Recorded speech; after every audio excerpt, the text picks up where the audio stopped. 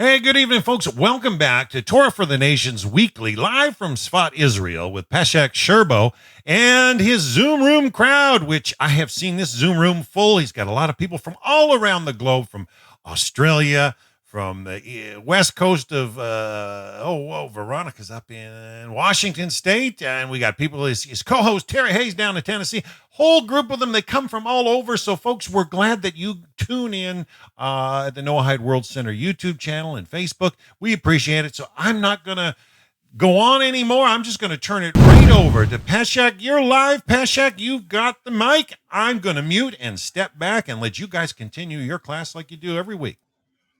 Welcome, everybody. It's been a hectic week here in Israel, and I guess for everybody else around the world. I'm Pesach Sherbow, coming to you live from Tzfat Israel. Today's date, just to put a timestamp on it for us here, is the 7th of May. I guess the 6th still in the USA. And I'm here with my co-host Terry Hayes. And of course, Scotty's here, and Dan and Chrissy from Australia, Veronica and Devorah. We thank you for being with us tonight. Terry and I I just asked Terry, what are we going to talk about tonight? He says, I don't have an idea. So I said, I don't either, but I do. Let's talk about the word mitzvah. Mitzvot. Mitzvah is singular, mitzvot is plural. We're all about the 7 universal laws or commandments that God gave to all mankind that we're supposed to be following. And most of us do the very best we can, whether we're Noahides or whether Noahides, which are the righteous of the nations, or Jewish or Gentile or whoever you are. And mitzvah, some people it scares them the word commandment. Here's a commandment you got to do for God. Most people don't realize there's a whole huge meaning in there, which actually means, okay, let me give you an example. You're pulling up to your local 7-Eleven convenience store in the morning. You're in a rush. You got to get to work. You need that cup of coffee dough. You need that donut, whatever. And you jump out of your car, and out from the door of the convenience store comes somebody, anybody. It could be an old person, a young person, whatever. And they're just juggling packages and things. And their packages fall over. And they bend down to pick them up, and you just take a look at them and walk on by. You're in a hurry. You got to get to work. You got a million things on your mind, so you figure, they can take care of it themselves. You walk in, get your coffee, get back in your car, and drive away. Let me tell you, you just missed the mitzvah. Now, what do I mean by that? As we go through our daily life every single day, God wants to bless us. He wants to give us a blessing in our daily life. So he gives us the opportunity to have that blessing.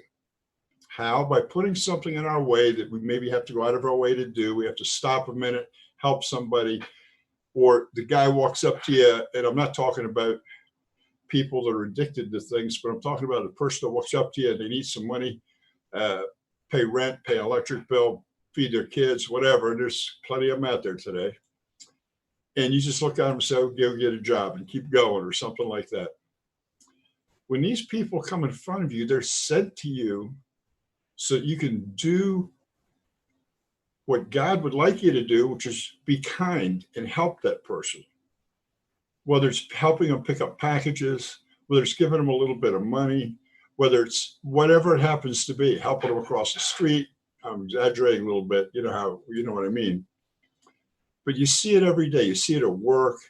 You see it going to and from work. You see it when you're at a mall or wherever you are. Someone needs something. And you look at them and keep going. You know they need.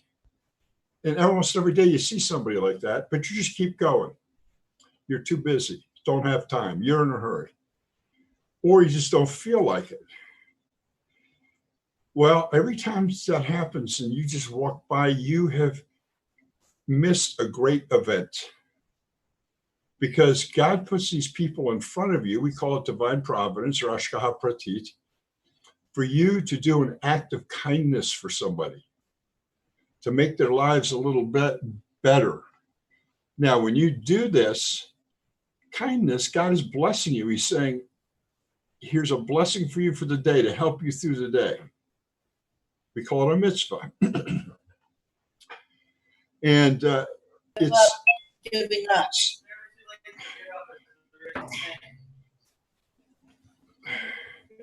You want to just, yeah, there we go. Okay. And this is an important thing to remember.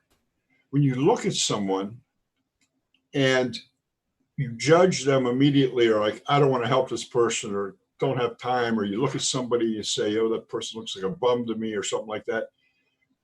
God's giving you the chance to do something very wonderful on this planet. Because why? The person in front of you was created in his image. So are you. So when you help that person, you are essentially helping God. Because you and me and every one of us are in his image. And if someone helps me, they're helping God. If I need a table carried up the stairs or something. And when you do that, God gives you a blessing. You may not see the blessing immediately. It may not be that you reach in your pocket and there's $100 bill in there or something like that. It may be something you don't even realize. It could be your health. It could be something that was supposed to, God knew that there was something that was going to come into your life today that was going to upset you.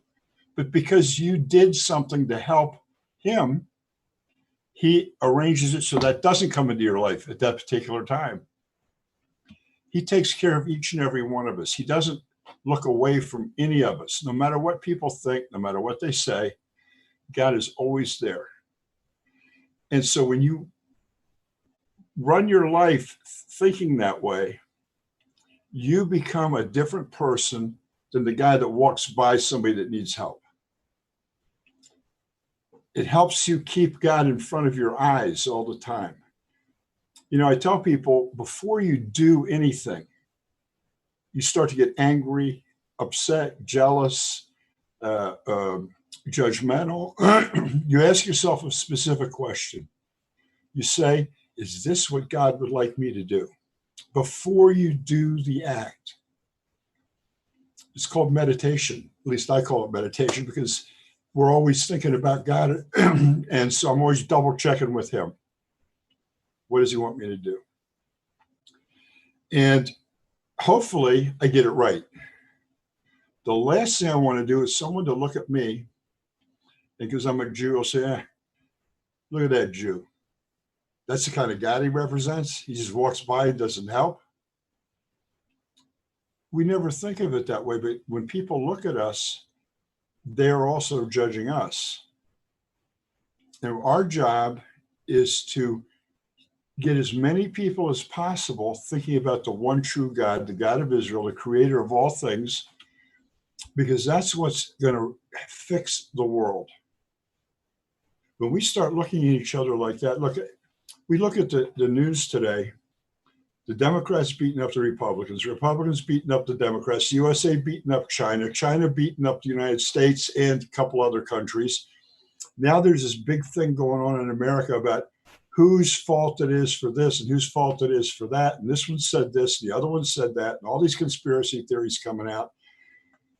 People are just looking to make things worse. Make it bad. Everybody take a side and let's throw rocks at each other.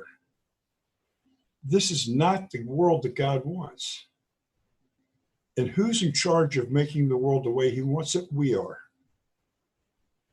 I always remember that part in Genesis where it says, and God set Adam down into the Garden of Eden and said, guard my garden. Take care of my garden. What is the garden? We're living in it. We're walking. We eat from it. Everything that happens, we're at the cause, human beings. We're the cause of everything. We're the ones that do this. So we have to understand that we can do it in a good way or a bad way. So let's start as an individual. And God says, okay, you're up at bat. You go help that person over there. I don't care how busy you are. There's plenty of time. You got eternity. You know, it's funny that people that in other religions that believe that there's resurrection of the dead and everything, a lot of them will tell me, I don't have time to do this. I'm in a hurry. Got to go do this. Got to do that. And I said, what's your hurry? You got eternity. Why can't you help somebody? Why can't you do something for somebody? But it's the truth. Our bodies may not have eternity, but we do. And so when someone reaches out to you or doesn't even reach out, but you see they need help, it's time to help. You know, when I was selling cars, and we were talking about that earlier, as a salesman, as a rookie salesman, if I saw anybody on the side of the road with the hood up or the flat tire, I stopped and I helped them. I'd help them change a tire. If they needed a help with a tow truck or whatever, I'd help them do it. They needed gas. I would do it. I stopped dead in my tracks and would do it. Now, I did it for the wrong reason, because when I finished with them, I'd always give them my business card. And you know what? Many times I saw them walk into the showroom and ask for me when I was selling cars, when I first started selling cars. But I continued doing that because something happened inside of me. And this is before my whole life trusted God, but I wasn't a religious person part of my life, as we put in parentheses. I wouldn't wear the black hat and the beard and all that. I found that when I helped somebody, it helped me. I was late for work. It was snowing like crazy. I was whatever. And I would stop and help somebody. And I did it again for my own reasons, because, okay, this is a potential customer for me. So I would help them out. But when I would get back in my car and these people were on their way, it made me feel kind of good inside that I helped somebody with a problem in their life, albeit it was for selfish motives, but it started making me feel good. So when I started doing that, until today, I do it. I will stop and I will help people. At my age, it's a little hard for me to get the lugs off the car because they put them on with the impact wrench now. I can't even get my own off. But thank God we have a thing called Friends here in Israel, Yedidim in Hebrew. And if you get stuck on a car anywhere, I don't even in the middle of the city or wherever you are, and you have a problem, you call them. They send a volunteer out, change your tire, bring you gas, get you started, whatever it is. Don't take a penny. And they always show up with a smile and they help you out and they go on their way. And it doesn't take them long to get there either. It's pretty cool. And that's good because I had a flat tire the other day right in front of City Hall. I couldn't change the lug wrench. And, you know, everything was closed. It was shut down. I had to go up to the post office to check my mail. So there was nobody there to help me in the middle of the city in front of City Hall. So I called them in 10, 11 minutes. They were there, changed the tire, and I went on my way. And it's good when you do good for people. Not only does it make you feel good, it makes God feel good. Because we're doing what he wants us to do. We're not cutting each other down. We're not being bigoted against one another. We're not hating one another. And every time we do something like that, he gives us a blessing back. And you may not see it immediately, but believe me, you're going to see it. You're really going to see it. So when you hear the word mitzvah, don't think of, here's something I got to do for God, like don't murder, don't steal, don't worship idols. It means all the incorporated things within it. Now, which basically the number one thing that God wants from us is being kind to one another. Even if you're worshiping something or someone other than him, he allows you to do it because you have free choice, but he still wants you to be kind to people. If you're not kind to people, he doesn't like it very much. All you got to do is read the book of Jonah, tell you all about it. Read about the world before the flood. It'll tell you all about it. People were, he got angry at people. If you can say anger, it has to do with God. Those people that they were not. All right, let's talk about Nineveh for a minute. He didn't tell Jonah to tell Nineveh, I'm going to destroy you if you don't worship me. He never said that. He said, you better start treating each other right, or I'm going to destroy this city. I'm tired of you guys, what you're doing to each other. And the king sent out a proclamation. Everything changed. Now, it doesn't mean that everybody had to get down on their knees in front of God and worship him. He would not do that. It's your own free choice. He wants you to, but it's your own free choice. He gave it to you. The thing that he wants you is to be kind to one another, be gentle to one another.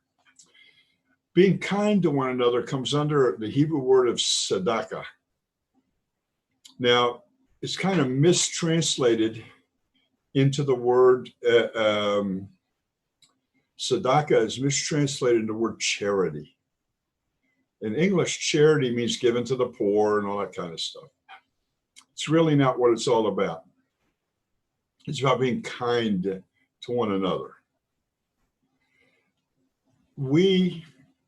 And I'll tell you why we do it. We make sure at least 10% of whatever we receive, whether it's gifts or it's income or whatever, however we get it, goes out to people in need or to someone that needs, like some of the rabbis that teach people here in Israel, they don't tell you got to pay for a course, but every time they teach,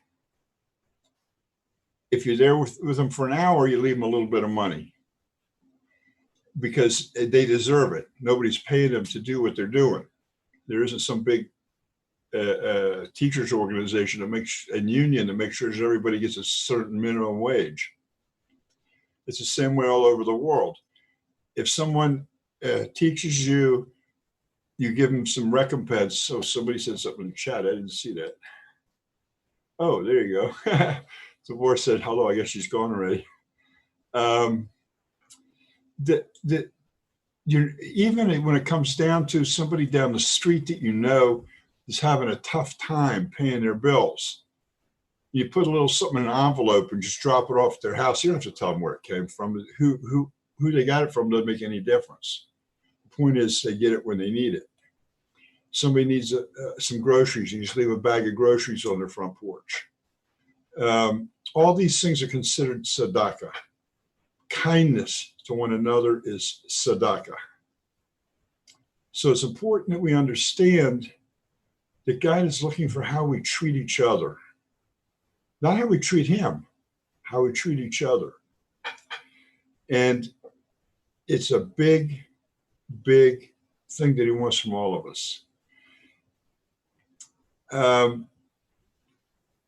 As you go through your day, look for the chances to help someone. Even if you see somebody just, they look like they're having a really bad day, put a smile on their face. That's the same thing. It's tzedakah. It's being kind to people. It's not necessarily you have to, spend money on them, but just be nice, smile back, help them get over whatever it is they're over. Help them through it. Now, I don't mean help them through it like solve a problem. Just help them feel better. Sometimes we can solve a problem, sometimes we can't, but that's, what within whatever is in our abilities. But the big thing is just treating people in a proper manner. Don't ever let anybody walk by you and think to themselves that person is this, or that guy never smiles, or just, you don't want to give them the chance to think poorly of you. So why do you don't want to do that? If they think poorly of you, they're thinking poorly of your God. So you want to do things that will help things along. So tzedakah, we can talk for hours and hours on it. Enough said on that, but we should, each and every one of us, make it a little mission when we get up in the morning to help people during the day. I don't care how busy you are. I don't care how many things you got to do. Take a minute to slow down and help somebody in their life. You never know what's going to happen. You never know what result that help you give them, how it's going to help them. They might be in such down in the dumps and so uptight maybe for being in quarantine with the family or whatever. They need that lift up spirit. So it's always good to do that. And I hope you guys, your countries are kind of getting slowed down and people are starting to be able to take a breath again with all this coronavirus stuff going around. It looks like it's kind of leveling off, so it's not so bad. So, and I don't want to get a big talk about that, but we're hoping the planes will start flying pretty soon. So people can start coming back to Israel. You know, last April, there was almost 400,000 tourists came through the airport in Israel. This April, 600 people came through. What a difference. I guess it's happening everywhere in the world. I just happen to notice the Israeli figures. And what's happening around the world is we're getting into this social distancing, it's called. So when you go out of the house, all you're worried about is how far away can somebody stay from you when you go out of the house. It's tough. It's tough to constantly be thinking about that. And then you have the people that go out and they maybe not taking proper safety procedures as far as face masks and gloves and things like that. And we right away feel we're critical of the person right away. And of course, you get critical. Some of us are scared of what's going on because of the virus, but we shouldn't be critical of people. We have to get it out of our thinking. God wants us to enjoy life and to enjoy serving him, period. Now, of course, things are going to happen in life where you're going to be sad. Unfortunately, a very elderly lady that Shira was very close to and took care of actually for about 8 months just passed away yesterday or day before yesterday. Of course, and that it upset her and made her sad, and that's okay. You do your sadness, you get it over with, and you move on. It's okay not to be sad for a year for somebody. That's how we have our mourning customs, and we'll talk about that a different time. And right now, if they just started allowing 20 people to go to funerals again here. So people feel unfulfilled in mourning, and people pass away and nobody's by their bed because you can't be close to them. Thank the Lord that the numbers have dropped way down and all that all around the world. We're going to have sadness, but it's our job to take the moment and feel sad and then go back to what God wants us to do is be joyful all the time. Now, I don't mean you have to go hopping and skipping down the street, singing songs and throwing rose petals in the air. But inside, there should be a delight in every breath, a delight in everything that's going on around you. We lose that when we get critical of people. At work, at home, on the streets, in a store. We look at people and in our heads, we're criticizing them. It takes away from our joy. And we do it in a way that makes us feel better, though. So, I talk a lot about this because I think it's very important not to be so critical about people and to help people learn how to enjoy their lives. Look, you know what? Even the sporting events we go to, we take our kids to soccer or to football or wherever we go. Even there, we can't enjoy a game. Even there, it's, what do you mean, ref? What do you mean, ump? We're always complaining about everything. especially if the kids aren't winning. Wherever you go, whatever you do, you got complaints. I don't mean you individually, but that's how we work as human beings, because that's how we've been taught to work. You can change that. You can change yourself. And when you change yourself, you change the people around you, and they will see the difference in you. And I know we have people right here in the room tonight that have experienced that change in their lives, and how it's made them feel better and made them feel like a better person, me included. And Shira and I were talking about that at dinner tonight, actually. There's still people out there, I guess it's always going to be that way, when they go from one belief system to another belief system, they look back at the old belief system and they're telling people how goofy it is, how terrible it is, and why was I lied to, and all this kind of stuff. And we used to do that ourselves when we were teaching. Sometimes we were sarcastic. Sometimes we would put down somebody else, actually put down a whatever belief system. And one time, a very close friend of my wife said to her, "So what are you guys always so negative about?" And I didn't realize we were being negative. I thought we were being informative. I thought we were just teaching. And she says, "You're always so negative about everything you say."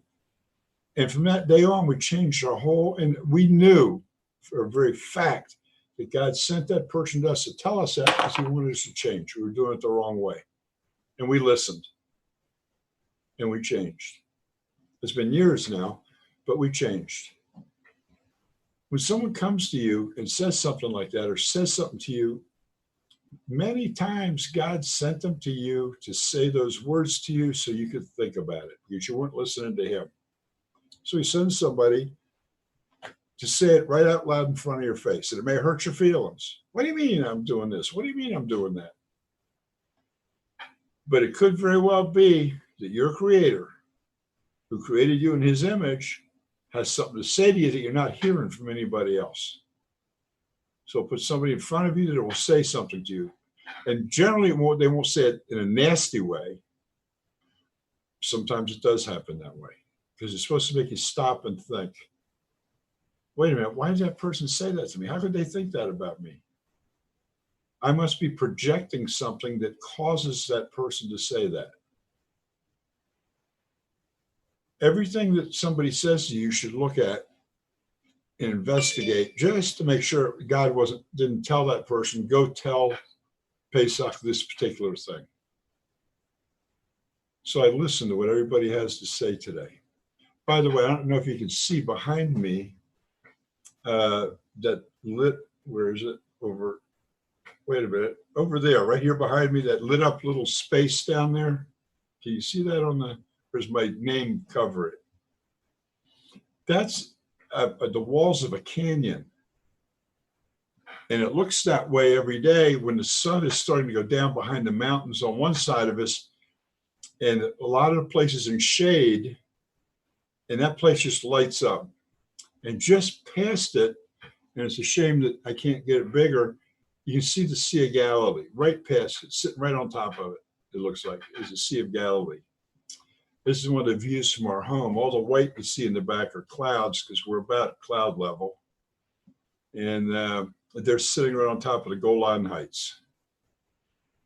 By the way, the Golan Heights, for those of you who don't know, is the end of the Asian plateau before Africa starts. It's Africa, and Israel's part of Asia, by the way. We're the very last country on the plateau. Actually, the plateau stops, the land drops down, and then there's Israel, and then there's Africa. A very interesting configuration, but that's why the Dead Sea, the Salt Sea, it drops down so low that it is absolutely the lowest point on Earth and the hottest place on Earth. It's hotter than Death Valley. So it's just a little known facts. I know I wandered from one thing to another. Terry, you got anything you want to add? Scotty, Tony, good to see you. anything you want to bring into the discussion or even change subject is okay with me. I'd just like to take a back step when you're talking about charity and tzedakah. The way it was explained to me from one of my previous teachers is that charity is something, when we think about it, it's something that we do or give to someone else from ourself. Tzedakah is where we take what God has given us and we put it in the right place. That's a good definition. And it's kind of like it's right here. Rabbi Hirsch writes when he's talking about in Genesis 18 about tzedakah and mitzvah. He puts tzedakah denotes a right that is not inherently one's own, but is given to one by God. A right that is not inherently our own, but one that is given to us by God. By God. And so that kind of ties in with what how it was explained to me. Yeah. And so that's why when we're looking at tzedakah, like especially tzedakah in the form of giving and helping out, we're taking what is God's and putting it in the right place. It's not ours; it's God's. Well, that's a very good point, because everything we have, even sitting in front of us, that we're looking at right now, none of it is ours. We think it is because we brought it home from the store. But everything we have is given to us by God. That is true 100%. And the paychecks that we get, I used to think I earned mine. Then I realized that was what God was providing for me and my family. He provided the money. It came through the employer. It came through me being attached to that employer and working. But he gave it to me. It's his. He says, okay, here, do what you want with it.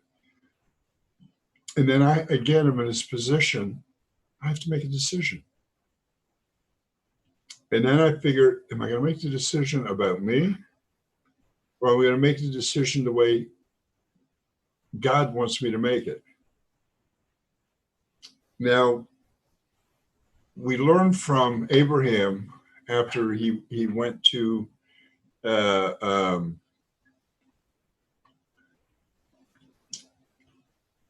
after he went to the war with the 5 kings, and he came back in front of Melchizedek. You say that in English, Melchizedek, right? What happened at that little meeting there when Melchizedek came out of the town of Salem to meet Abraham?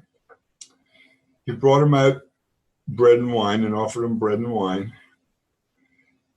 And Abraham took 10% of everything he had and laid it at his feet. Nobody told Abraham to do this. He just did it because he knew it belonged to God. And Melchizedek was the ruler at the time of where he was. And he knew he should have passed it on to him because he was also the high priest. Ever since then, we've called it a tithe, which means 10%, essentially. It isn't, God didn't say take 10% of everything you have and do this and that with it until the temple was built. Then that tithe that 10% we were spreading around had a very specific places to go. And we got them they're in when we read the Tanakh about the tithes. Until there was a temple period, there really wasn't too much places to do it, except when we built the tabernacle. And we went into Israel, and it was at Shiloh for quite a number of years. And people brought their tithes there, the tithes to the poor, and the tithes for the second year tithe and the fourth year tithe, I think it is. I just don't remember them all. Some years it was 10%, some years it was 20%. And these were commanded by God, and that's when it started. But it started actually with Abraham because Abraham knew already he was supposed to do it from God. So when you get something, yes, it's yours, you earned it. but is it all yours? And didn't God give it to you to do something? Good haircut.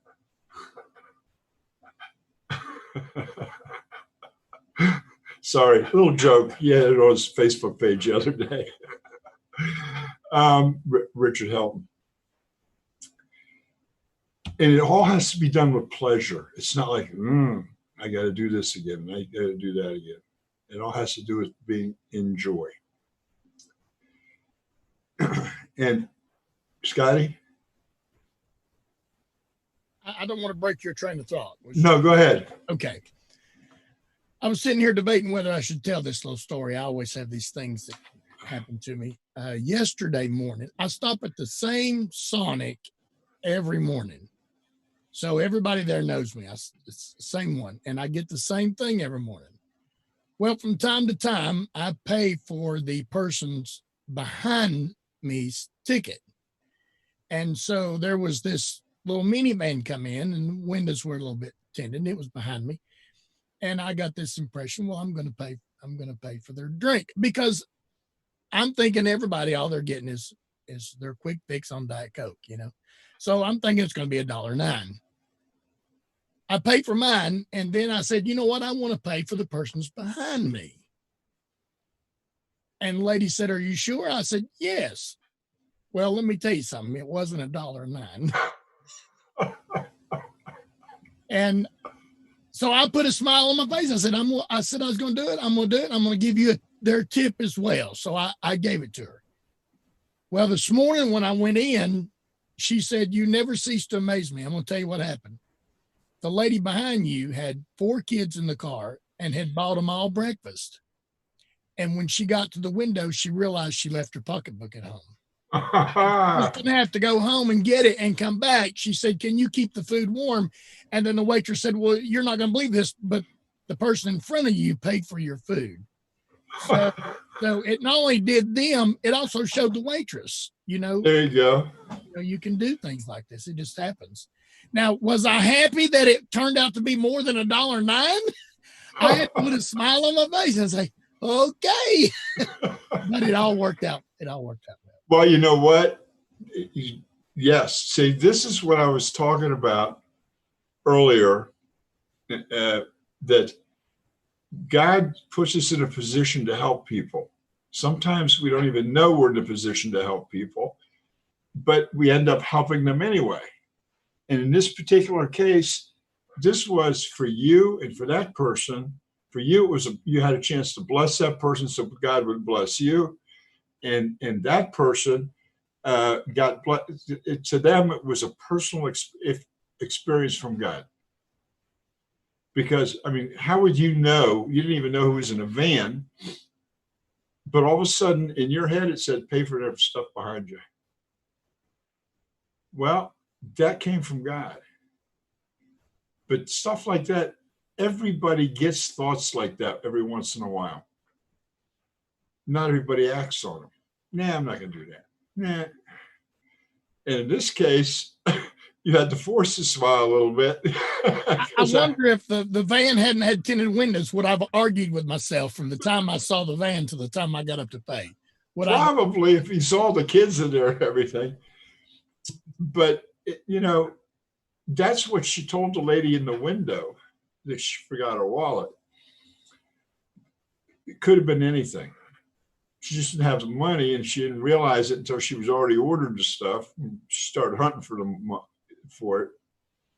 Yeah, it's funny. Yesterday, Sharon and I, on Wednesdays, we go grocery shopping. And on the way there, we stopped to help some people with different things. Sometimes I go to somebody's house, they need a bill translator, they need phone calls made to you know, government institutions or something. They don't speak Hebrew too well. They're English speakers, so I help them out. Anyway, we go to the store, we get our shopping cart, we're walking in, and all of a sudden I realized I didn't have my wallet. So, and it was a busy day, and the place was packed, and it took us a little while to find a parking space even. And because people are starting to get out more, they've released most of the restrictions here. So I was thinking to myself, I guess we're going to have to go home, get my wallet, come back, look for parking again. So I said to Shira, I said, you don't mind going in and starting shopping, and I'm going to go home and get my wallet. And she said, okay. But the point is, I had to leave and go home and get to, and I couldn't tell, and everybody's supermarket knows me, even the manager, but I'm sure I couldn't have carried those groceries home without paying for it. They don't let you do that. But from the time I left the grocery store, came back, and when I came back, there was a parking spot sitting right there for me, guy coming out of a car. Everything just went so smooth that I felt blessed by God that even though I forgot my wallet, everything went smooth, and I was back in like 10, 12 minutes, and we continued shopping. But when things go smoothly, I mean really smoothly like that, I always thank God for it because I know He did it. Because I could have come back and it could have been 20 minutes before I found a parking spot. The parking spaces are pretty big, the parking lots, but they're not big enough. And those stores there are, I guess in America, we've had places like that too. So here, I felt God bless me, making that a little easier for me. For you, Scotty, God want to give you a huge blessing. And it made you feel good. And then you come and tell us, and it makes us feel good to see how God works. You have your hand up, Tony? I was going to say we were on the opposite end of that today. My wife she's get to open her shop on Friday. And she went to start cleaning up and making sure everything's squared away. And when she opened her door, envelope fell down, and she grabbed her mail and the envelope, threw it on the counter and did her thing. She said it didn't feel like much anything, so she wasn't. And just before she left, she went through her mail and found that, opened it up. There was a note in there that said, "Thanks for all you do in town." And there's a $100 bill. Wow. That's great. And the person that did it, and was directed to give it to your wife, God did this. And the person had a choice to do it or not do it. That thought came into their mind, they could do it or not do it.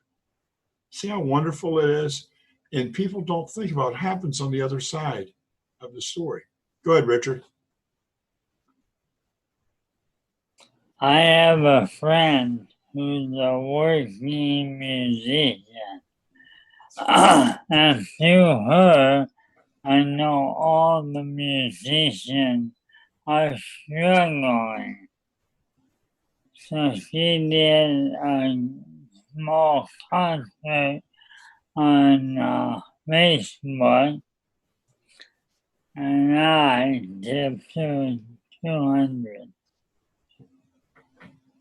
Well, that's good.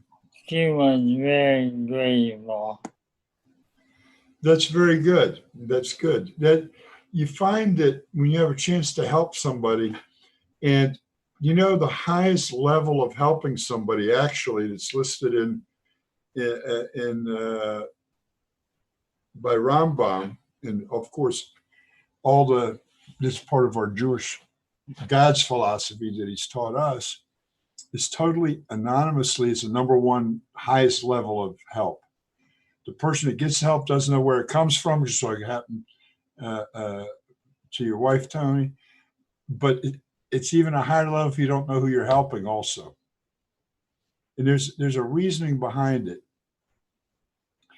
If you live in a town that you see the people you help walking on the street, it gives us a little bit of a prideful feeling. Oh, I helped this family and I helped that family.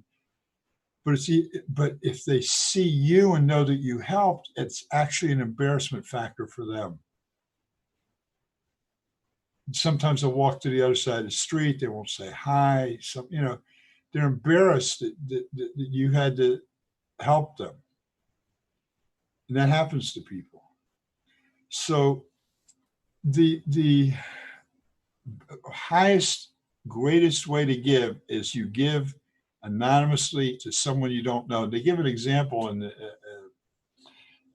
Baal Shem Tov gives an example of the guy that walks up behind somebody, doesn't know who it is. He just sees the person has kind of a raggedy coat on or something, and pins to his coat an envelope with money in it and walks away. Never sees the person's face, and the person never sees his face. Highest level of giving. Now, a lot of people don't like to give anymore for different reasons. One of them is they believe that the money, because of administrative fees and all kinds of other stuff, water, gas, electric, not enough money gets used for the purposes they want it used for. And that's true with these large, big organizations. But there are plenty of people out there that there is no administrative fees. There is no building to take care of. There is no whatever, overhead. And they don't take salaries. And the money just goes to help people. And I'm just saying, you should look at wherever you're sending your money and see if you can't do it a little bit better. Just so it gets to more of what you send gets used actually for what you want it to be used for. That's one of the things. You know who taught me that? I mean, I've learned it in all writings now, but when I was younger, there used to be a Labor Day telethon on TV by Jerry Lewis, where he was raising money for people with MS. And he used to talk about that. He used to talk about the percentage of money that got where it's supposed to go. I used to love him anyway because it was goofy movies. It was pretty funny. But it was pretty good. Pretty good. Now, let me ask you this. Does anybody have any questions or comments they want to make? Anybody? Yeah, go ahead, Richard. In my area, California has a lot of homeless. A portion of them are just down on their luck. Some of them have drug addiction. Some are alcoholic. But I see one standing outside the restaurant saying he's hungry, money for food. I'll invite him in, buy him food, then sit down and enjoy it. That's good. That's good that you give them help like that. It's a shame that we have people that are out of work and that we have people that are homeless and we have people that the addiction problems. Okay, I don't want to get into that right now because there's a whole different set of helping for them. But there are just families out there that don't have a pillow at night except in the backseat of their car or out on the street somewhere. And unfortunately, some of the governments allow it to happen too in different states and different countries. Don't want to get into all that right now. But yeah, if you can help one of these people out, that's what you got to do. You just, God wants you to be kind.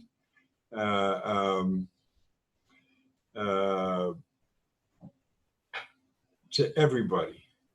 This is the whole basis of creation, folks. The whole basis of creation was this is created to be a beautiful experience as it possibly could be while we go through this corridor, this passage of time in this life stuff to go on down the road, to go on to the next level of life, which is eternal life. Go ahead, Dan.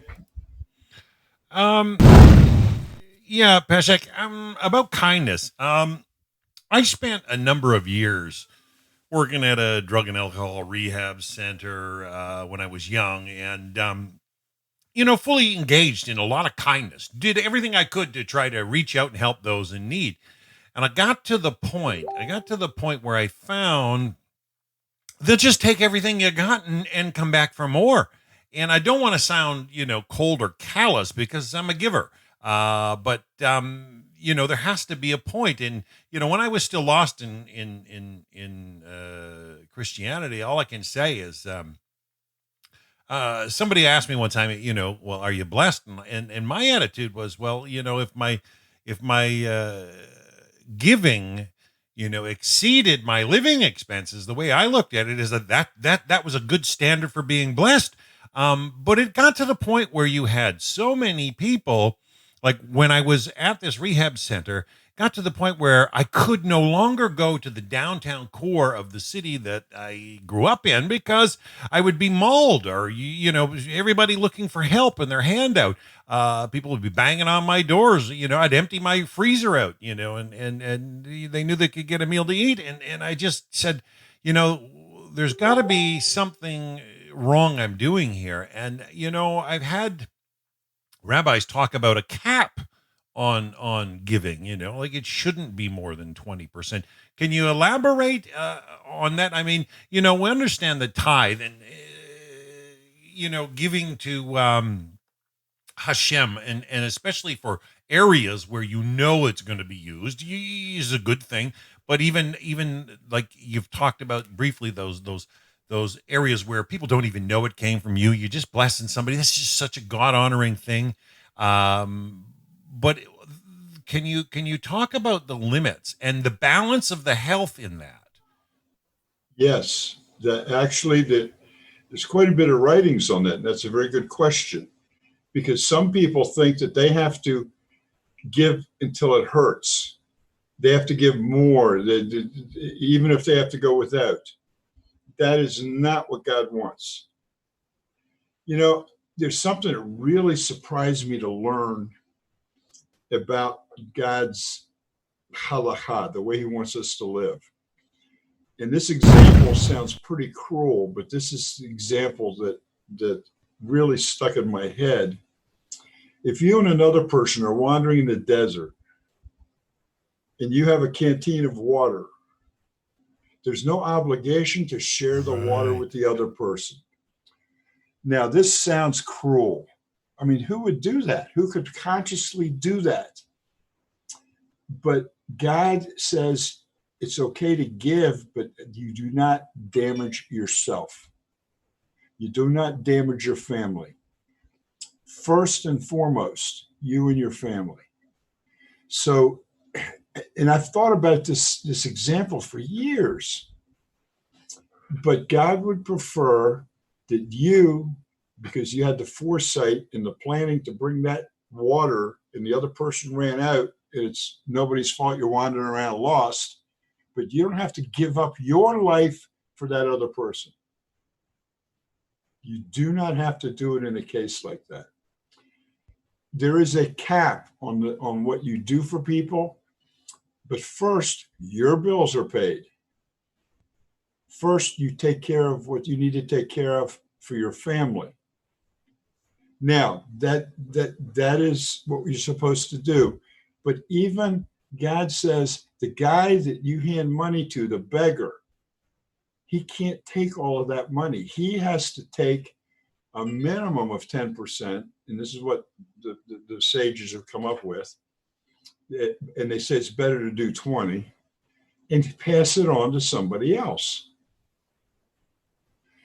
That person is not allowed to take $1 and put it in his pocket and go buy $1, whatever, something for $1.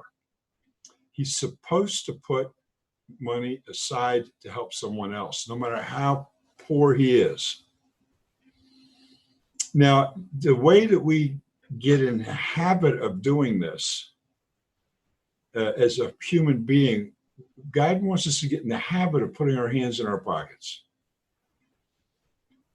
So what we do, what we're instructed to do, is have what we call a charity box, just a little charity box. It's for us. We have two of them. One in the dining room area and one in the kitchen area. The kitchen area is because of the way it's situated and because of the high stands. I usually stand there and pray in the mornings, do my morning prayers. And before you pray, as you start to pray, you put 3 coins in. 3 coins, doesn't make any difference how much. It's 3 coins. Just reach in your pocket and put it in there and then pray. Why does God want you to do this? 2 reasons. He wants you to get in the habit of reaching in your pocket to help other people. And he wants you to get in the habit of thinking to do something for someone else before you start to do for yourself. So you put the 3 coins in, 10 cents, 30 cents, whatever it is. But over a little bit of time, it builds up what's in that box. And then you take that and you give it to someone that needs it, or split it up with some people that need it. But that doesn't even count for what other things you're supposed to do. But what it does is get you in the habit of thinking there are needy people. God wants me to take care of other people. Let me do this, and then I'm going to pray. And you know what? When you go to shul in the morning, when we go to shul to pray, people that need money know they can come there by the door. As you go in, everybody's going to give them a little bit. Or they'll come as we're praying. They'll come walk through the room, just like this, with their hand out. And everybody just reaches over and gives them a coin or gives them something and puts it in it. And what happened? Is that person taking care of themselves? No, he's taking care of me. God sent him there so I could get a blessing from God by giving this money. I get a blessing from God for giving this guy the money. He's not an annoyance. He's not a bother. He's a blessing because it's giving me a chance to fulfill what God wants done. And one of the places I used to pray every day, a guy came through, an old Russian guy, a rabbi, and he picked up money every day. And we all knew exactly what he was doing with the money. And he went from one synagogue to another, to another, to another, all during prayer time up here in Tzfat, in the old city. He was helping feed 20 families.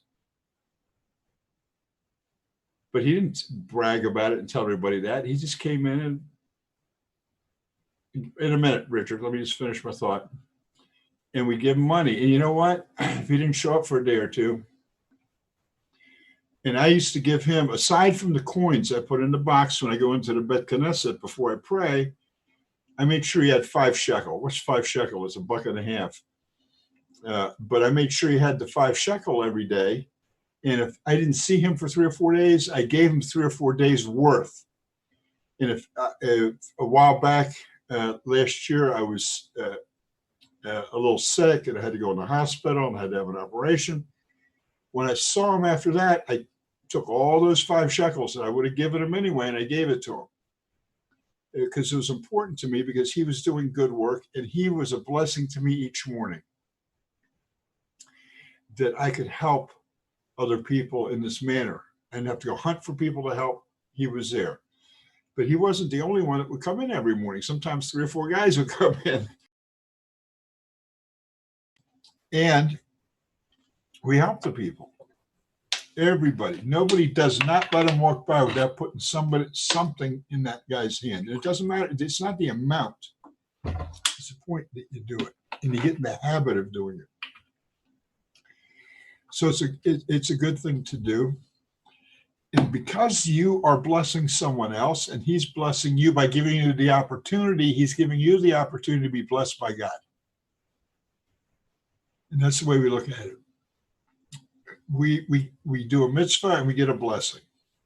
So helping somebody will always help you in one way or another.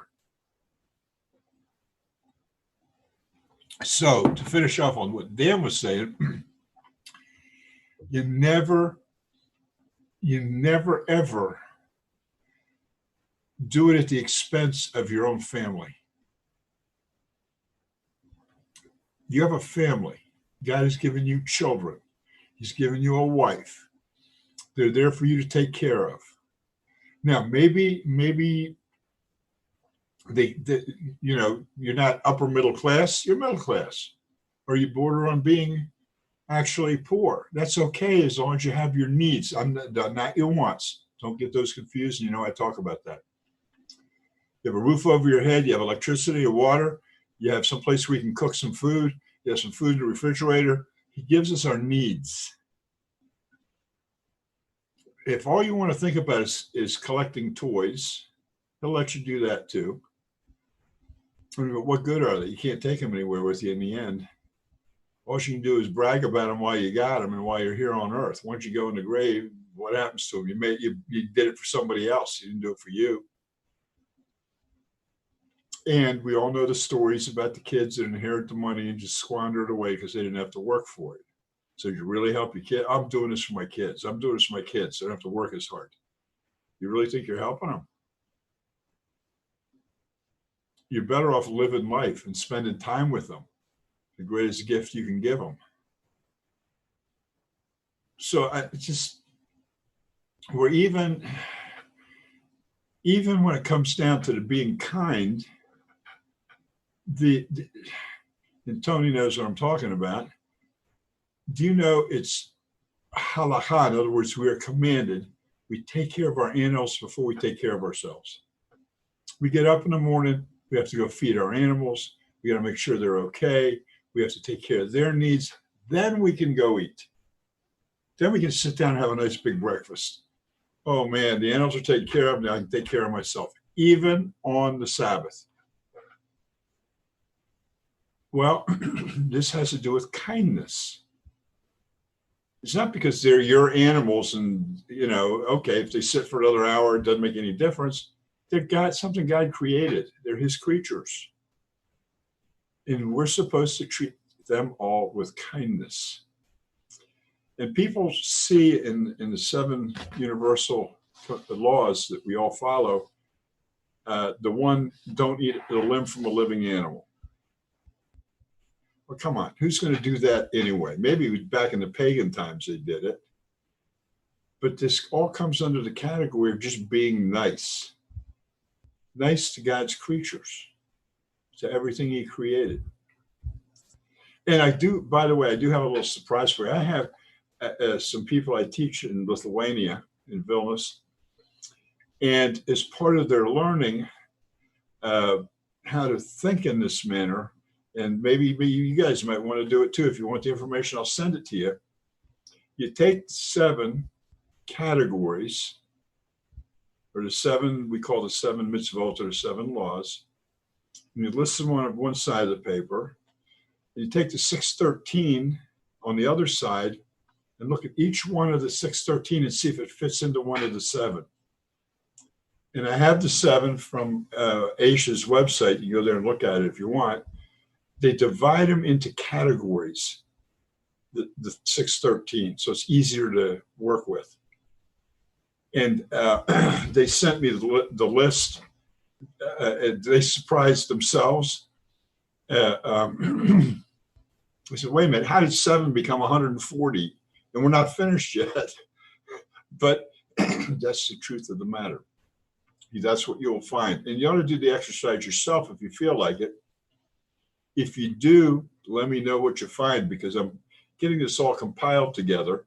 And I've been working on this for a couple of years, and I want to see what you guys think and put it together, and then just put it up on the website so people can actually look at it and see it graphically, how all human beings, every single one of us, Jew, righteous of the nations, or Gentile, are obligated to the 7.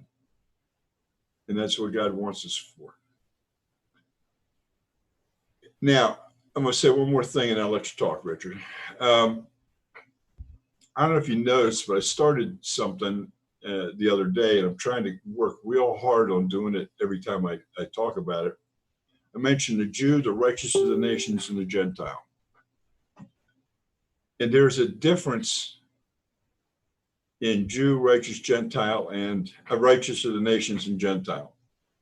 The biggest difference is between the righteous of the nations and the Gentile. Gentiles, or goy, as we call them in a manner in Yiddish, are people that don't believe in the God of Israel. They're people that they just don't believe in it properly. They're atheists, or they worship and pray to someone else, or whatever. The righteous of the nations are a separate category for a very big reason. They've crossed over from the Gentile world into Israel. Now, I don't mean Israeli citizen. I'm not talking about the state of Israel. I'm talking about the family of Israel that God created as his nation, which includes those who are natural born and those who come in through their own work and their own decisions, because he gave us free choice. It's like there are levels that are lived in the world. I don't mean poverty or upper middle class or rich or something like that. I'm talking about spiritual levels. There are many people that do the 7 because it's like the good thing to do. You know, I know what I'm supposed to do, but this isn't our DNA. God made us that way. But the biggest thing is he wants us to turn and face him. Whereas he selected you and had you born because he wants you to be a partner in what he's doing. A lot of people never reach that level. They can never take that step up spiritually. It's unfortunate. We know in the end, everybody's going to do it, but people are going to fight it tooth and nail. But as we step up from the earth and step up to the level of Israel, and there's one more step, Jerusalem, and there's one more step above that. That's back where we all started, the Garden of Eden. You as a person step up. The minute you step up from being a Gentile to being connected to Israel in the proper manner, and I'm not talking about evangelical Zionist Christians or anything like that. I'm talking about people that actually connect with the God of Israel. What do you think what name are we all going to have when we get to the next level of life? We're all going to be Israelites. We're all going to be part of the God of Israel's, what he wants done. There won't be no USA and Canada and Russia and China and all that. We're all going to be in the same land with the same name. It doesn't make any difference whether you're Jewish or you're a righteous Gentile. A righteous of the nations. It doesn't make any difference. You know, someone that does the 7, and they do it without the proper belief in God, they're called wise Gentiles. Goy Hacham. He's smart enough to at least do that, even though he didn't get to the level where he's supposed to be. A huge difference between that person and you guys. It's a huge difference. You open yourselves up, you listen to what God has to say, and you took the step. Nobody forced you, nobody tried to convince you, nobody tried to evangelize you. You made the decision all on your own. And it is a very praiseworthy decision. You've moved a step closer, that's the only way I can put it, spiritually, to Hashem, to God, the creator of us all. You move that one step closer, and it's really great. And God gives you all the credit for it. You know, he says, and I don't remember exactly where it is, maybe Terry will remember, that when you come and you start doing those things that he wants done with the proper intention and the proper attitude, you're as precious to him as a high priest in Israel. You've raised yourself up with his help, because you went to him and he's raised you up to be, there's no inequality, is what I'm trying to say. He looks at us all the same. Okay, Thomas. I just saw that. Rambam. Okay, there we go. It's in Rambam. It's also in either one of the prophecies. I'm thinking it's in Isaiah, but I'm not sure. It goes to the prophecies. That it's actually talked about. We read it a couple of weeks ago. I read it with somebody. Anyway, Richard, you wanted to say something. Sorry it took so long. I'm always talking about charity and helping people. We might want to mention the chicken lady of Jerusalem. You want to talk about her? Okay, I didn't quite get it. There was some interference there. The chicken lady of Jerusalem. Fine, I have a little bit of fun. Okay. Terry, can you help me here? Did you? The chicken lady of Jerusalem. I think he's saying the chicken lady of Jerusalem. Yeah. I don't know who that is. She's a hero. I'll post the link. Okay. All right. Tony also had his hand up as well. Okay, Tony. I changed the subject entirely. Be my guest. My wife asked this question earlier, and I wasn't sure how to answer it. I guess they're trying to push through some legislation so companies can deny women access to birth control because of religious belief.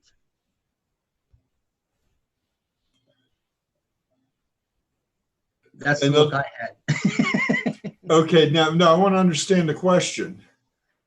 In other words, a company can deny a woman access. Yeah, I don't understand the question. Part of their medical insurance, they currently have access. The insurance will pay for their birth control.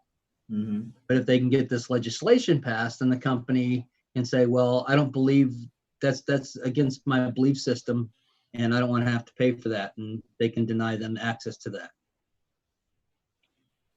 Okay, the company you work for, or the insurance company, I still haven't quite got the. Yeah, okay, I guess. How would you? If the company chooses to opt out of birth control, they can have the insurance company not provide that. Gotcha. Coverage. Okay, I gotcha. And so what would be the standing on birth control and all that stuff, where you're preventing life or ending life? Yeah, you're asking a very, very tough question. I figured. But it's no different than the question. I'm going to say this as delicately as I can. You're a baker, and somebody comes into your store, and they're getting married, and they're a same-sex couple, and they want the wedding cake to reflect their beliefs. Does the baker there have the right to say, no, I don't believe those kind of things, so I'm not going to bake the cake? Or is he forced by law to do something he doesn't believe in? So this is a very, very touchy situation. Is it not covered under the First Amendment? Birth control? No, the religious declining of say baking that cake, because I know that there have been some lawsuits and stuff, and the bakers have won, because it does violate the First Amendment for the government to say that you have to violate your religious beliefs. Yeah, I heard there was a decision there. I didn't hear for what reason they made the decision. There was a company here in Israel that some organization wanted them. They were taking bids on getting some things printed, and this company did not put a bid in. They took them to court because they knew they were a good printer and they usually did things less expensive, and the company just didn't bid on the work. And they took them to court saying, well, your company should have bid on the work because that's what you do. And we know that you're good quality, and we know that your prices are better than, that they're very competitive, and we wanted to print with you anyway, but we had to put a bid out. And they sued them for not making a bid. And it went all the way up to the Supreme Court here in Israel. And it was simple. It was a little simpler thing than maybe the First Amendment, but nobody can be forced to do something they don't want to do. It's that simple. We don't live, and that's what this whole thing about the coronavirus is all about, that too. People, I don't have to wear a mask. I don't want to wear gloves. I don't want to do this. I don't want to do that. And people are looking at it from their point of view. They don't want to do it. They don't want to be forced to do it without once thinking that it's not about them. You're protecting the people around you just in case you get sick or something. It's go ahead, Chris. Mike. Look, sorry, I have been listening. I just sometimes have to do things. Look, just very quickly, in answer to the first question, I just thought I'd mention that in the Divine Code, 3rd edition, page 389, section 5, it says, this is pertaining to Gentiles, Noahides. It is permitted for a woman to do an act that prevents pregnancy, and it gives examples. So Noahide woman can take birth control measures. I just thought out of interest I'd mention that, that's all. Yes, that's a good point. In relation to Tony's question, yeah. Yeah, but that's a personal choice for the Noahide woman, whether she uses birth control or not. In other words, it is permitted. Right, absolutely, it's permitted. The question here is who pays for the permission. Well, so I've got a question. Tony, is this a corporation that is wanting to say they don't believe in paying for a birth control? Is it a corporation? I believe it's a blanket legislation that if, a corporation, a mom and pop, whatever, if the owner of that company decides, I don't believe in this, I don't want to provide this, so therefore I can do that.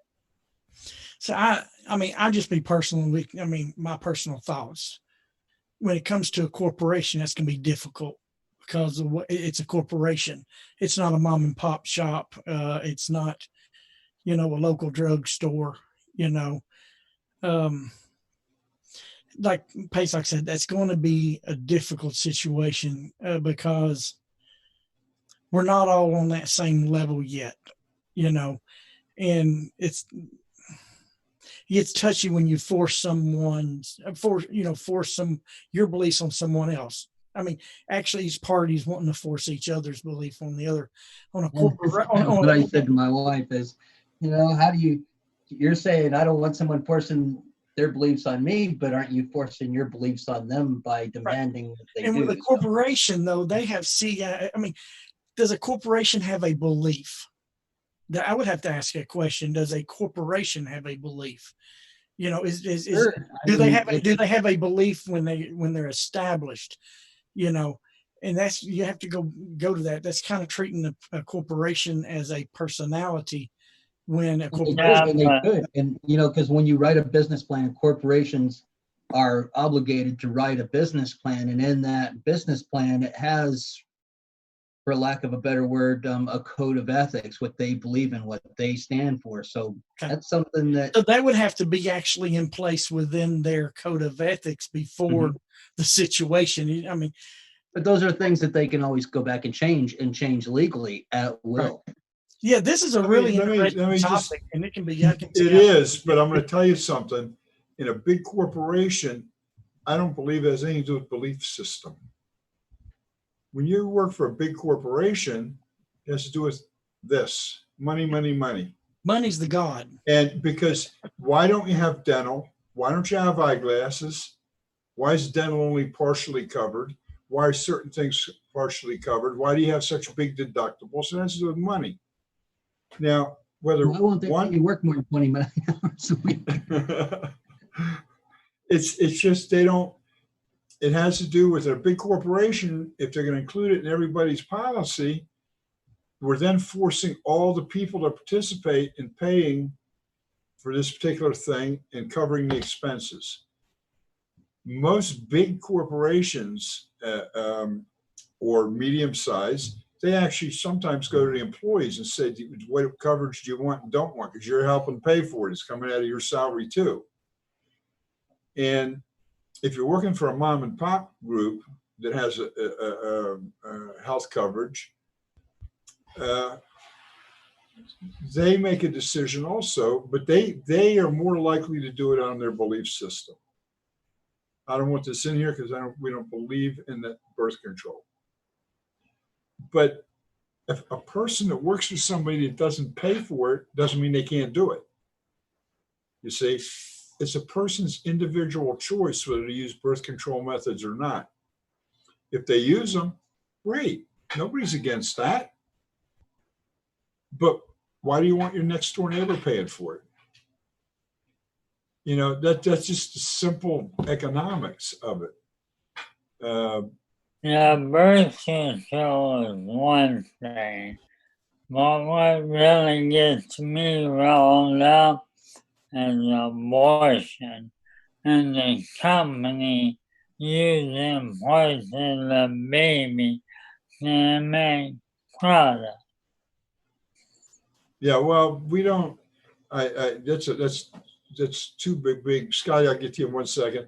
That's a big topic, abortion.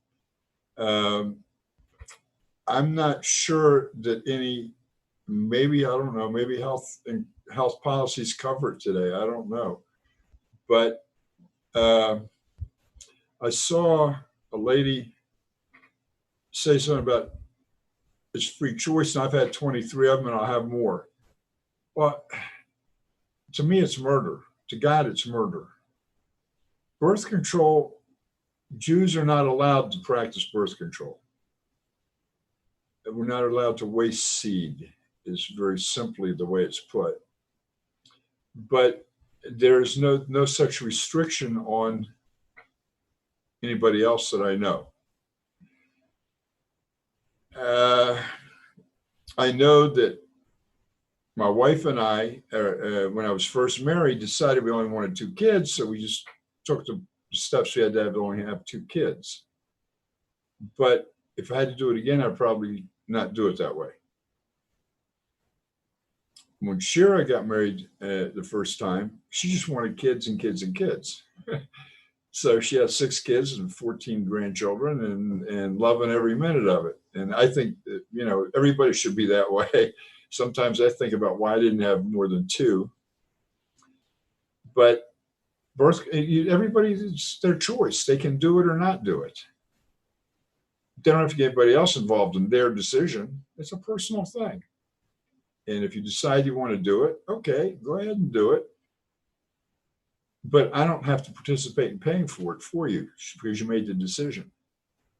And I don't know how expensive birth control pills are, so whatever the method is used today, I have no idea. But there should be no expectation that someone else has to help pay you. You pay for it. I mean, that's just my whole take on the whole thing. Scotty, go ahead. Can I pull us back to tzedakah? Please. I was going to ask this question earlier, but we kind of got off, and that's okay. That's okay. When Dan asked his question, I actually heard two layers of that question, and some of you may go back and listen to the recording again. But Dan was talking about giving and giving and giving, and then you got these people that know you're a giver, and they begin to overrun you. So I'm going to ask you, Rabbi Pesach, if you could elaborate on one thing, and I'm going to see if I can present it correctly. And okay. I'm going to start off with maybe 1 out of 25. Well, let's not do one. Let's do 1 out of 50. No, let's do 1 out of 100. Let's say you're giving tzedakah to 100 people, and 99 of them are ripping you off. But what about that one that you're really helping? Should you forsake the giving to all the 100 for the one that you're really helping? That's a really good question. Should you stop helping everybody because you feel like most of them are ripping you off, and you can't tell the difference between those who are and those who aren't? Excellent question. This is something we each as an individual have to help out and do things. Now, look, I'm going to give you 2 real quick examples. When I first came to Tzfat, I met an elderly guy, and he was always talking about having to buy medicine every month and, all that. And medicine isn't free here, but it's next to free. If you belong to an HMO, they give you a prescription, and you have a certain minimum you have to pay for each different medicine you get depending on the medicine. And he never had money to get his prescriptions filled. So I would take him to the pharmacy and fill the prescription for him. And it came to maybe $20-$30 a month, sometimes 40. And then one month he says, well, I want to buy some extra, and I'm pretty sure the pharmacist will let me get more of this particular medicine because I need it. We went in, and okay, that month it was $60. The next month it was $80. The next month I said to him, I think we're done.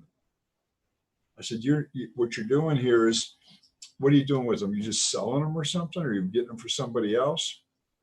And he just kind of looked at me sheepishly. And I said, look, I'm willing to help you, but I'm not willing to be taken advantage of. I mean, I just was very straightforward with him.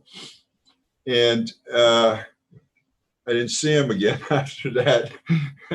I didn't get mad or anything. I just explained it to him. Then I had a woman that would come up, and our electricity's off. He'd look at my electricity bill.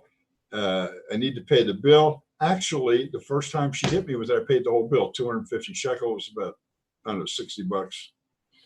She came and gave me the same story the next month. I said, whoa, wait a minute. What's going on here? If it wasn't electricity, it was something else. If it wasn't that, it was something else. And I learned she'd go around and tell everybody the same story.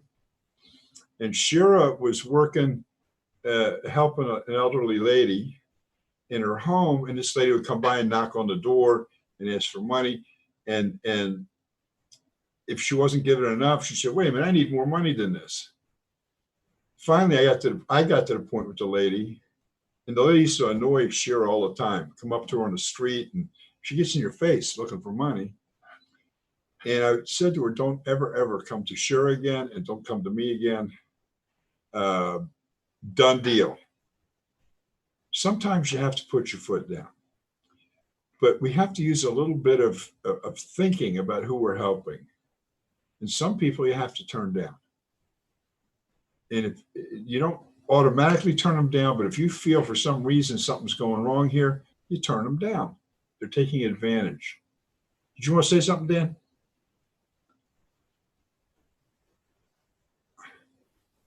Yeah, sure. I think what this brings to mind is the Noahide code, the Sheva Mitzvot. We have the prohibition against theft. And if people truly understood what it is about, they wouldn't function in such a way. And from what I understand is that during the days of Noah, leading up to the flood, it says that the earth was filled with violence. But from what I've learned from the rabbis is that was pecuniary in nature. It was theft related in nature. There was a lot of violence that had to do with theft. And we see a lot of that in this day and age where everybody's always trying to stretch the envelope for profit's sake.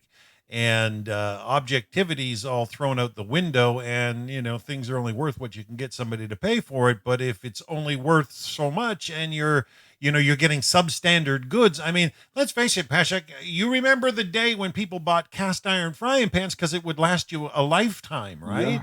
Yeah. It was a useful frying pan, even though they got better no stick Teflon, but they don't last as long. And I spent a lot of years in the auto industry, and all I could say is that if you think about this for a second, the development of the specialty tool, the specialty tool that you can no longer fix your car without this specialty tool forces you to go back to the dealership, and they alone have that specialty tool, so they alone can fix it. It makes you dependent, and people have worked this degree of dependence into a lot of angles of society, all for pecuniary gain, all for financial gain. And I just know, as a B'nai Noach, I so see the depth in each and every one of the Sheva mitzvot, that the prohibition of theft. I mean, I've had one rabbi say, look, you just don't even test that grape out at a grocery store. That's stealing, Correct. right? You've literally crossed the line. And I think that a lot of people that take advantage of social systems, take advantage of kindness of people out there, they undermine those whom kindness should really be pointed towards. And the reality is that you have a clouded, tainted, jaded, in some respects, people get about giving, and then those that are truly in need go without because of those that steal or take advantage of situations unjustly.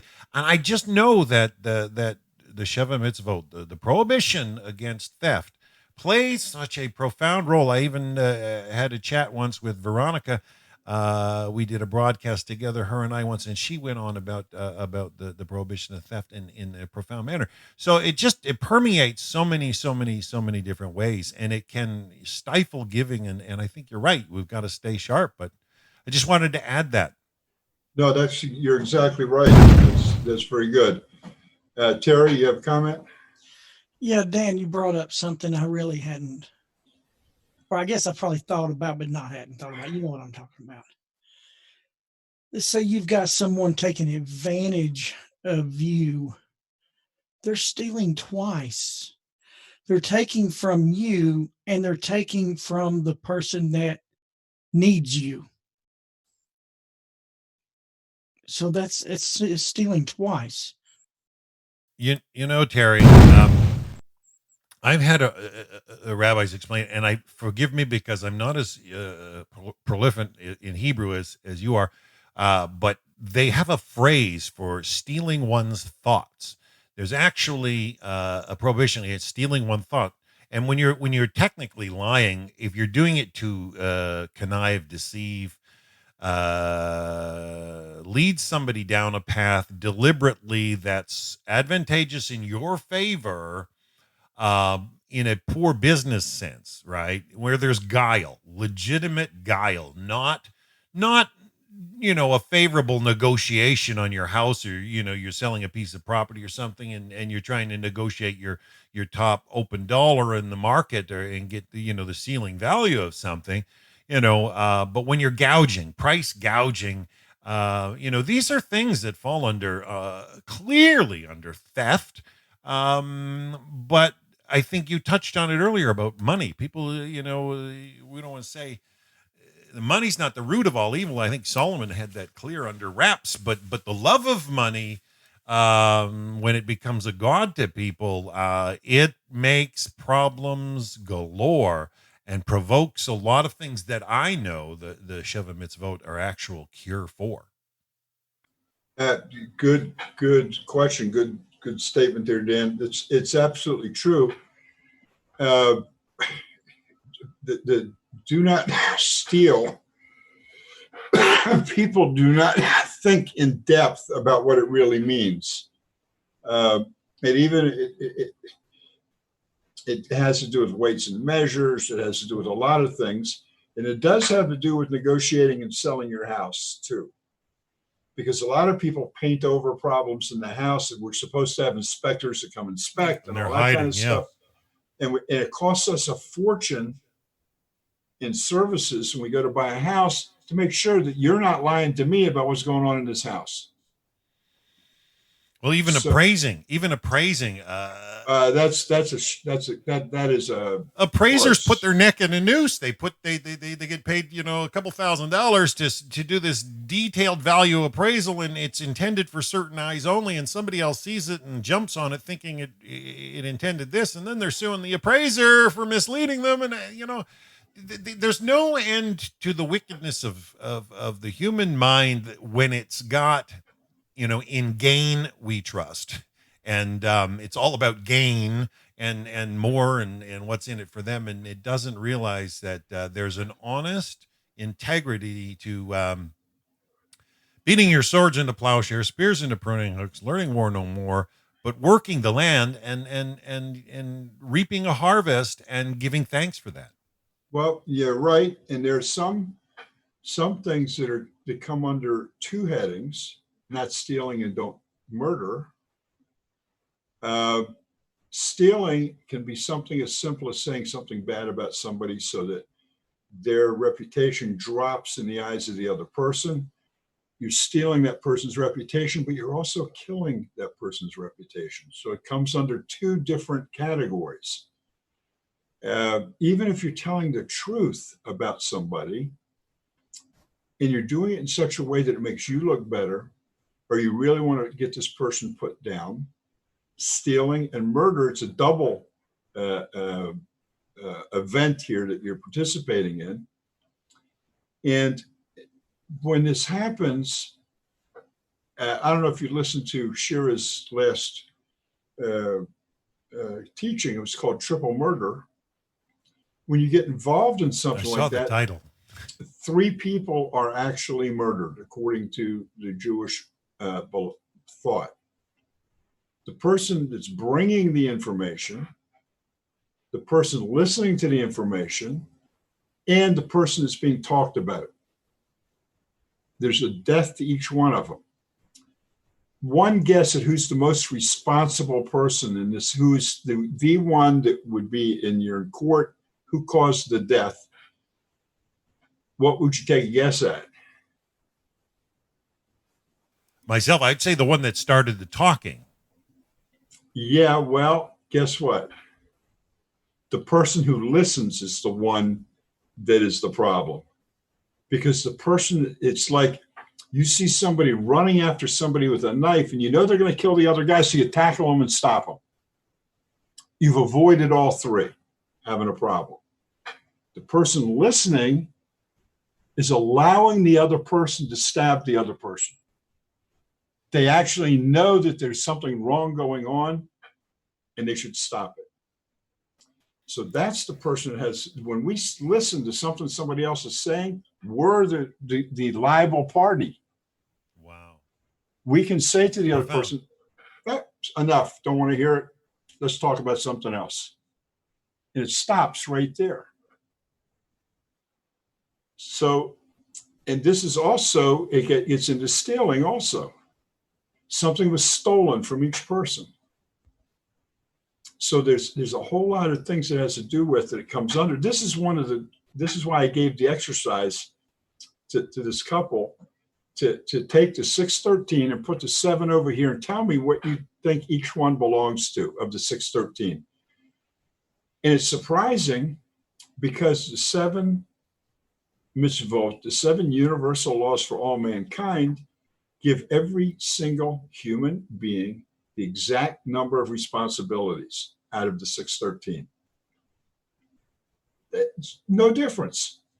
When someone says, I want to convert, what they're saying is, okay, let me go under all minutia rules that God gave to the Jews on how to eat and when you got to pray, when you get up in the morning, when you take a bath, when you do this, when you do that. Okay, you want to do it, fine, but why? To be a complete human being, all we have to do is fear God, according to Solomon, and do the things that he tells us to do, the commandments. So every human being has the same exact responsibility to God, to be a human being.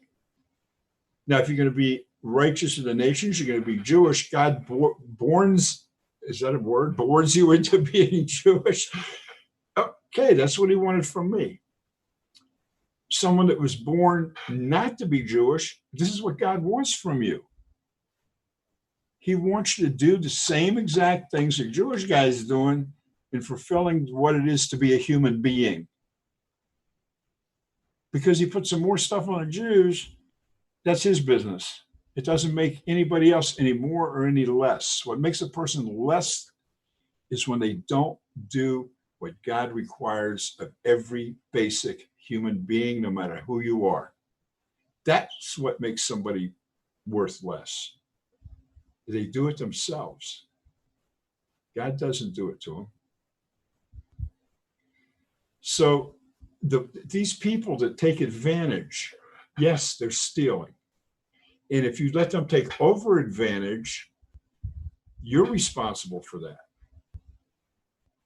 You can stop them, just like the person that comes to give you information out of your mouth. You can stop the person.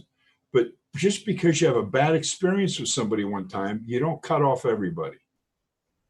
You don't say, well, I got ripped off, so I'm not going to help anybody anymore. I'm going to say something now. I don't want to hurt anybody's feelings. I don't want to offend anybody, but I'm going to say it. People are coming from other religions, feel that they've been ripped off for so many years, they're going to keep that money in their pocket now. I don't have to do this anymore. Well, it's not true. You have more of a responsibility now.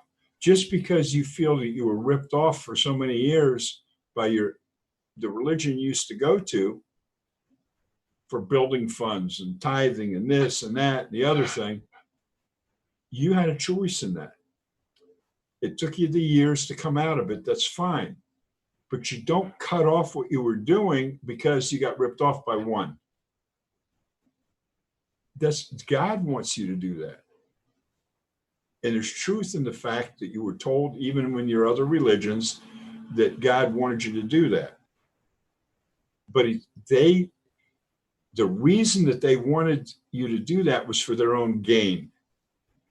It never ceased to amaze me about these people that would amass this money and build these $1 million homes and drive in Lamborghinis and well, God gave me this because I'm such a good this, and God gave me that because I'm such a good that. That's lies. They're lying to themselves, they're lying to their people. So because you've come out of another religion that maybe you feel you got ripped off for years, you can't say, well, I don't have to do it anymore, because that's not really the case.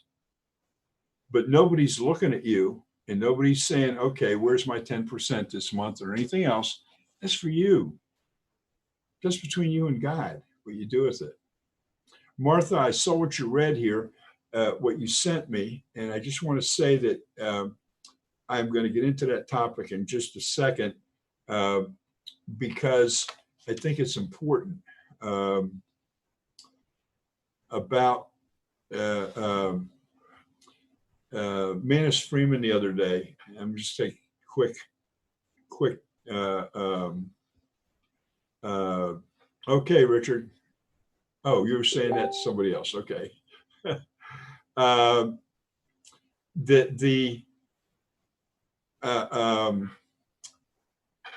my screen's going nutty. Manus Freeman, that he always says that no matter how a person is, they can get better. And he talked about not only physically, but, people that are challenged in some other way. Well, you know what? They do get better, but maybe not in this lifetime. One of the things that I've learned in all my readings and all the teachings is when God has somebody born in a particular way in this lifetime, it's because he wanted them that way because they have something that they're either going to learn or be taught or teach to other people through their example. And I think I talked a couple of weeks ago, people with Down syndrome. Here in Tzfat, we have quite a few number of people with Down syndrome, but not because they were born into the families that way, because the people adopted them. And there's one family with 3, another one with 2, a couple of them with 2, because these people, and people call them mentally challenged or whatever they want to call them, it doesn't make any difference. They really aren't. I mean, we might look at them in that way, but they have a spiritual connection I've found with God that I can't get to. There's something there. So are they going to be cured? Of course they're going to be cured. Are they going to be cured in this lifetime? Maybe not. Is it sometimes that they get to the point where we can't take care of them in home? One family that's been adopted 2 young ladies, I guess they're up to the age of 35 now. One's 35, one's 30. And so they had to let them go out because they couldn't take care of them anymore. And they actually have places here in Israel where even villages or towns where they can kind of live together with the same kind of people and interact and even have relationships to get married and things, which is pretty cool, actually, I think. But sometimes you don't have to feel guilty if you can't say control or interact with that person anymore. Sometimes the person needs somebody else at that point, and you have to do something about it. I don't believe that I believe everybody's cured, but maybe not in this body. Some people get cured. Some people are in wheelchairs, some people are this, some people are that. Maybe it doesn't happen in this lifetime. But when we all move up the next level of life, everybody's cured of everything. When the Messiah comes, we are promised no more darkness. Darkness means no more illnesses, no more evil, no more of that which produces darkness in our minds. So we're all working for that thing. And the more we can get people to think in that manner by affecting their lives, whether we react with them, the quicker this whole thing will come. The quicker it'll happen. And most of the Jewish sages and the smart Jewish people that are, do all the thinking, much smarter than I am, they believe it's very soon now because we're the timeline, which we can get into at another time. Anyway, I just want to finish off this thing about closing everybody off. Don't do it. You're hurting yourself. You're putting a hardness in yourself that you don't need. When you lump people into a category and judge them all the same way, that's a little hard spot in you.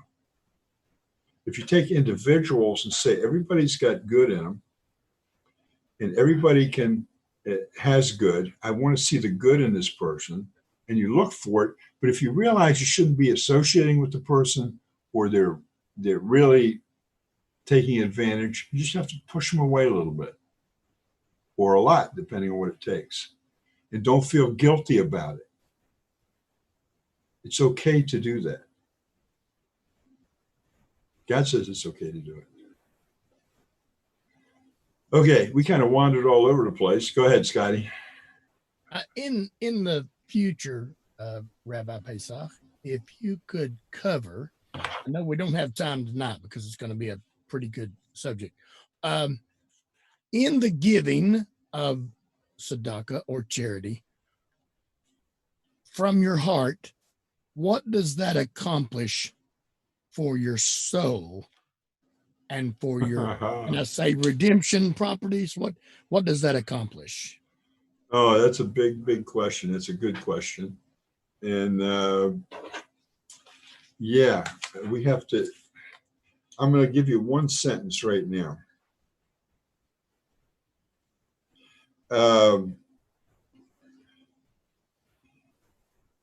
It may be, God doesn't preordain anything on anybody, but it may be that God knows that this year or next week or 2 years from now, something's going to happen in your life that's going to have a major effect on you in a negative way. And because you do an act like this of kindness, he can change it. He can take away whatever, we call it a judgment, but it's not really a judgment. But we call it that. We don't know what else to call it. But you can change what's going to happen. You know, in Rosh Hashanah, we pray, God already, in Yom Kippur, God already knows who's going to die and how they're going to die and how much money they're going to make and all that kind of stuff. And he knows it, but we call them judgments. It's already been judged what's going to happen to us the next year, but God just knows because he knows. I don't know any other way to explain it. But you can change these things. Absolutely change them. Some of you can change on a daily basis, but we'll get into that whole discussion. That's a good discussion to have. But we're not helpless.